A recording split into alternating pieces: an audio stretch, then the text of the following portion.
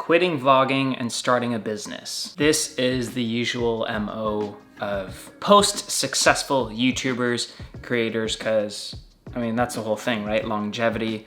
You want to build something that can last forever. This is actually something that's common, I guess, amongst artistas as well, and anyone in the entertainment industry. Generally speaking, you want to have a long-term business that doesn't rely on your face of vlogging, acting, and all of that, because there's no guarantees. Will I ever quit vlogging and YouTubing? Maybe not, maybe so, you never know. I mean, you know, every 5-10 years, you're totally in a different place, but I do want to expand my business ventures, and I have had some things in the works over the past year, but today's episode is with someone, Laureen Oy, who's actually my really good friend, who has been doing this quite successfully. She now is running probably the most hyped burger joint in Manila with her boyfriend, and she didn't leave vlogging, but she did leave blogging and really just focus on this. This is really good insight, not just for me, but for all creators, this episode to kind of listen in on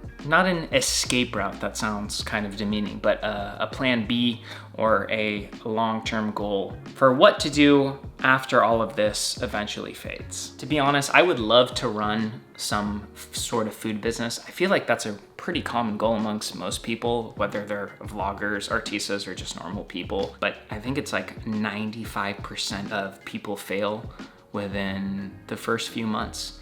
That is the turnaround. It's really hard to start a food business. I think this is also great to get insight on that as well. So this is Laureen Oy and Miggy Cruz, and if you listen to the full podcast on Spotify, you get to listen to some fun stories as well, like how we met, who I was at that time. Laureen Oy was like this big star. We were doing a commercial together and I was just her extra. I was like her backup model on the side in the commercial. Here's a super fast clip if you want to see it. It's so easy to add friends on WeChat. If you're all in one place, just turn on your friend radar, tap, and add. So get the latest version of WeChat now. WeChat, more social, more fun. It's been a long time, guys. I know I've been gone for a while. There's a lot of stuff I've been building, a lot of fun stuff in the works. But yeah, thanks for hanging in there. More content coming soon. Wait, how long have you guys been together for? 5 years. Oh, damn. Oh my god, on my vlog I said 4. We're celebrating you our 4th remember. year anniversary. Congrats. Welcome to Hungry Homies, home of the homies. May I take your order? It is our baby business. It's like a passion project on the side of working my day job. Masarap, sulit, sobrang laki na niya eh. So worth it na siya. Panalo talaga yung beef niya, no? Hungry Homies. Lahat to panalo guys ha, parang kung masuskoran ko sila, above 10 out of 10. Hope you get to try it soon. Hungry Homies, how did this all start initially? I've had Hungry Homies even before it was burgers. It didn't start with burgers at all. I used to have like a day job wherein I go to I work in PR and events and like digital marketing. But on weekends, if I had time, I would join like random bazaars. And then the pandemic hit and then everything just shifted. I wasn't happy with what I was doing at work. The pandemic made your job not fun? Yes. Parang everything was just like desk job. It wasn't enriching me anymore when I was forced to stay at home, talk to my screen all day. That's just not gonna cut it for me. Well, I asked Zao for her permission. Like, can I quit my job? But like before I do that, like let's try it out first. Let's do like a trial run.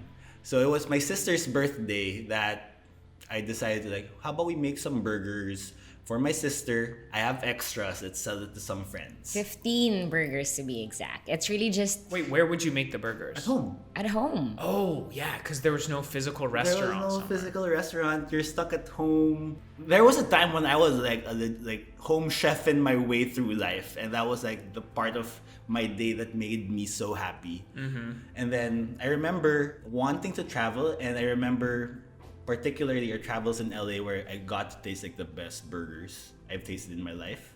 If you're in LA, if you're in California, that's the first thing that you do off the plane. Like you hit an In-N-Out even before you go to your hotel. Mm-hmm. So it was like really like so surreal being there, and I wanted to try and replicate like that flavor. Dude, that is interesting you say that, because when I first took my first bite into that Hungry Homies burger, I was like, wow, this is the most similar tasting thing to In-N-Out that I've ever had in the Philippines. That was the first thing I said. I just want to keep it simple, like do it right, like make that patty crunchy, make your like toast your buns, melt your cheese.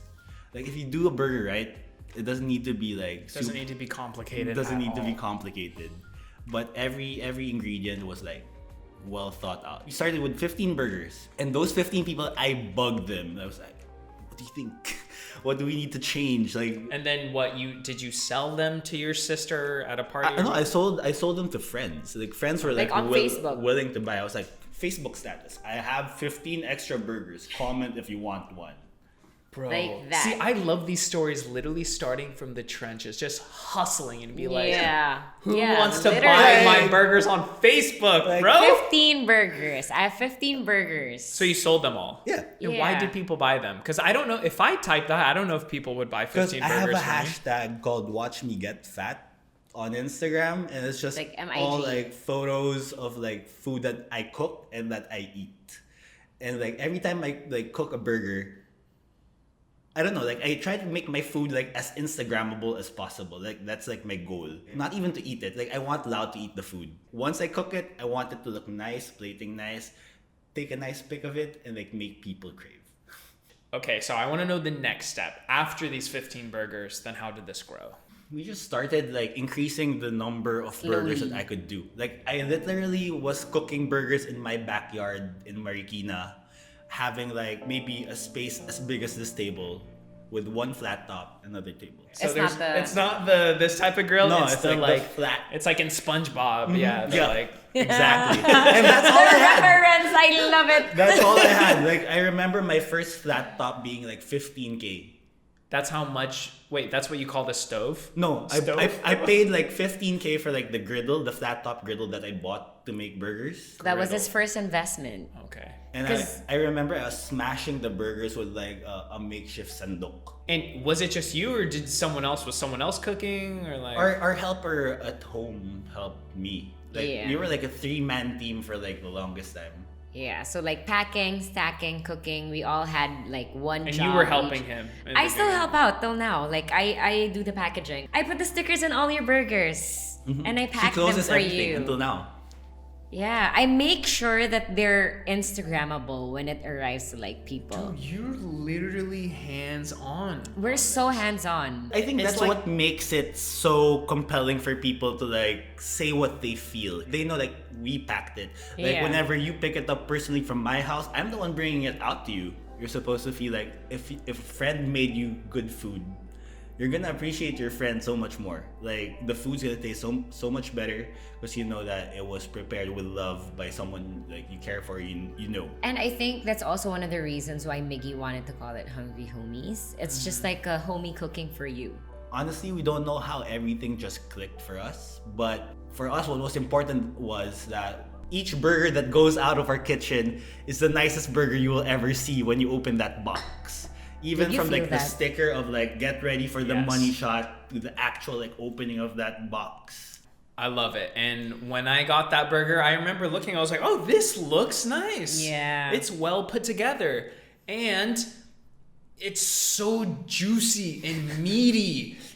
I'm like a burger connoisseur, kind of, you know, like whether it's fast food or, you know, a little better than fast food. I like trying all these burgers around Manila. And one of the biggest issues I think with a lot of them is they just put too much bread. Like the bread's too fluffy. There's and so it much just, bread for it just the meat. overpowers everything, dude. You're not trying to taste the bread. It's just like a compliment to Yeah. it. And that was the first thing I noticed with your burgers. I was like, oh, I can feel all this meat in my mouth. It's just juicy. That's why it reminded me of In-N-Out, because In-N-Out does a good job of putting The like, ratios. yeah, the ratio. It's a really, really good That's ratio. why the double is always like the perfect order in In-N-Out, and that's also why we don't offer like singles.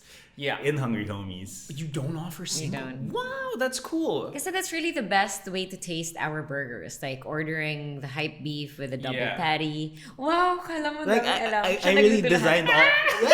I really designed all the burgers the way I would eat it. If I made you a burger, this is it. If you liked what you saw and you want to listen to the full episode, then download Spotify and follow us at Superhuman with Will Dasovich. It's completely free, it's linked below and easy to use.